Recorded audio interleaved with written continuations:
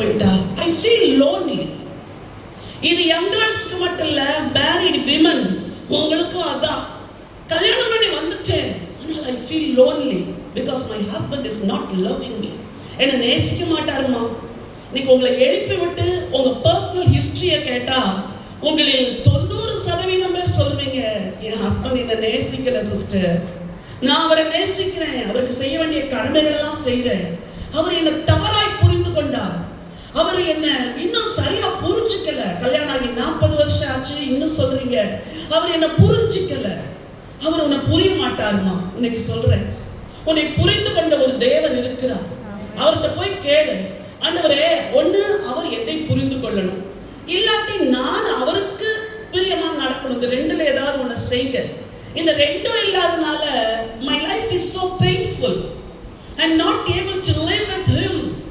இன்னைக்கு அநேக குடும்பங்கள்ல லைஃப் பெயின்ஃபுல் லைஃப். ரூத்துடைய வாழ்க்கை painful life. You have to forget your past. இந்த பெயின்ஃபுல் லைஃப் எல்லாம் நீ மறக்கணும். வசனம் 6-7 சொல்லுது, கர்த்தர் தம்முடைய ஜனங்களை சந்தித்து அவர்களுக்கு ஆகாரம் அருளினார் என்று மோவாப் தேசத்திலே கேள்விப்பட்டு தன் மருமக்களோட கூட மோவாப் தேசத்திலிருந்து திரும்பி வரும்படி எழுந்து. அதாவது இந்த உலகம் உன்னை இழக்க வைக்கிற உலகம். அன்பின் வாலிப மகளே, உன்னை பார்த்து சொல்றேன், உன்னை நேசிக்கிறேன்னு ஒருத்தர் சொல்லுவான், நீயும் மயங்கிடுவ. இப்பெல்லாம் ரொம்ப டெக்னாலஜி ரொம்ப நல்லா இருக்கிறதுனால எங்க தான் கனெக்ட் ஆவாங்கன்னே தெரியாது. இன்ஸ்டால கனெக்ட் ஆறாங்க, அதுல கனெக்ட் ஆறாங்க, இதுல கனெக்ட் ஆறாங்க. எப்படி உனக்கு இந்த ரிலேஷன்ஷிப் கிடைச்சுன்னா, நான் அங்க பார்த்தேன் இங்க பார்த்தேன் சாட் பண்ணேன், அவன் இப்படி சொன்னா எனக்கு பிடிச்சிருக்கு. ஒரு முறையாவது பார்த்தியா? இல்ல பார்க்கல. அவன் இன்ஸ்டால வேற போஸ்ட் பண்றான், அவன் போட்டோவே வேற. ஒரு பொண்ணு இப்படி நினைச்சுக்கிட்டு வீட்டை விட்டு ஓடி போயிட்டா ஒருத்தரை தேடி. கவனிங்க, அவள் தேடி நான் உன்னை கல்யாணம் பண்ணிக்கிறேன்னா சொல்லிட்டான். தேடி போய் பார்த்தா அந்த 42 வயசு திருமணமான ஆண் நிற்கிறான். இவளுக்கு ஷாக். நீதான், பேர சொல்ல விரும்பல, நீதான் சோன்சோவா? ஆமா நான் தான். ஐயோ, ஒன்ட்டே எவ்வளவு நாள் பேசுறேன்? ஆமா என்கிட்ட தான் பேசுறேன். what happened? உன்னை இழக்க வைக்கிற ஒரு உலகம் இருக்குது. அது உன் பரிசுத்தத்தை இழக்க வைக்கும், உன் கற்பை இழக்க வைக்கும். உன் இளவயதில் நீ பயனுள்ளவளாய் மாற வேண்டிய இளவயதின் நாட்களை இழக்க வைக்கிற பல உறவுகள் இந்த உலகத்தில் இருக்குது. மகளே, கொஞ்சம் கவனமாகிரு.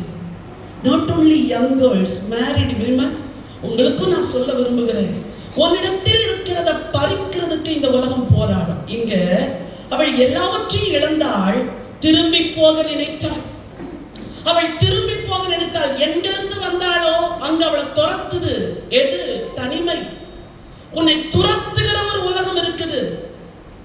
ஆண்டவர் சொல்றார், forget this world, forget your past. நீ மறந்துதான் ஆகணும்.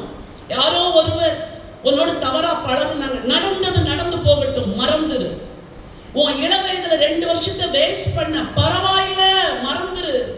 உன் வாழ்க்கையில சோகங்கள் நடந்துச்சு, உலகம் உன்னை அவமானமா பேசுது, பரவாயில்ல, மறந்துரு மகளே.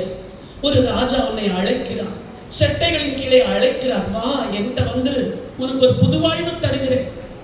1ஆம் அதிகாரம் 8வது வசனம். நல்ல வசனத்தை நீங்க கவனிக்க விரும்புகிறேன். கையில பெண் வச்சிருந்தா சில வார்த்தைகளை நீங்க அண்டர்லைன் பண்ணணும். நகோமி தன் 2 மருமக்களையும் நோக்கி, நீங்கள் இருவரும் உங்கள் தாய் வீட்டுக்கு திரும்பி போங்கள். ஏதோ ஒன்ன நம்பி வந்தா, ஆனா அவளுக்கு வாழ்க்கையில் நடந்த சோகங்கள். போயிரு, இந்த இயேசுவை பின்பற்றினா உனக்கு ஒண்ணு நடக்காது, போயிரு. உன் ஃப்ரெண்டு ஒரு விசுவாசம் அல்லாத ஒருவரை வேறு மார்க்கத்தார திருமணம் பண்ணலையா, நீயும் பண்ணிக்கோ, கல்யாணம் பண்ண பிறகு மாத்திக்கலாம், திரும்பி போ. நீ ஜோமணி என்ன பார்த்த, திரும்பி போ, பழைய வாழ்க்கைக்கு போ, சும்மா டைம் ஜபத்துல வேஸ்ட் பண்ணாத அப்படின்னு உலகம் உனக்கு சொல்லும். நகோமி சொல்லுகிறாள், என் மக்களே திரும்பி போங்கள். 11வது வசனம். அதற்கு நகோமி, என் மக்களே, நாகர்கோயில் பாஷையில் எழுதியிருக்குது இல்லை, என் மக்களே. எனக்கு சிஸ்டர் பேச சொன்னாங்க, அவங்க சன்டம், மக்களே மக்களே. நாங்கள் அந்த வார்த்தை எனக்கு ரொம்ப பிடிக்கும், உங்க ஊர் பாஷை மக்களே, அது எவ்வளவு அன்பா இருக்குது இல்ல. நகோமி சொல்றாங்க, மக்களே, என் மக்களே, நீங்கள் திரும்பி போங்கள், என்னோட ஏன் வருகிறீர்கள்? நகோமியே சொல்றாங்க, என் கூட எதுக்குமா வர? நான் வயசாயிட்டவள், எனக்கு உனக்கு குழந்தை கொடுக்கறதுக்கு என்கிட்ட ஒண்ணுமே கிடையாது. Hopeless situation. இன்னைக்கு பிசாசு உன்னைய டார்ச்சர் பண்றானா? எதுக்கு? why do you go after them? why do you go after Jesus? நீ என்கிட்ட வந்துரு. யாரை? அவங்கள பாரு, அவங்கள பாரு, அவங்கள பாரு, எவ்வளவு நல்லா இருக்கிறாங்க. நீ வந்து இப்படி ட்ரெஸ் பண்ணக்கூடாது, அப்படி ட்ரெஸ் பண்ணக்கூடாது, இப்படி பேசக்கூடாது, அப்படி பேசக்கூடாது, இப்படி வாழக்கூடாது எல்லாம் நினைச்சு அங்க பாரு எல்லாரும் இப்படி இருக்கிறாங்க. உன் ஐடென்டிட்டியை உடைப்பான் பிசாசு, உடைப்பான். உனக்கு ஒண்ணுமே கிடையாது, ஹோப் கிடையாது. திரும்பி போங்கள். வசனம் 12.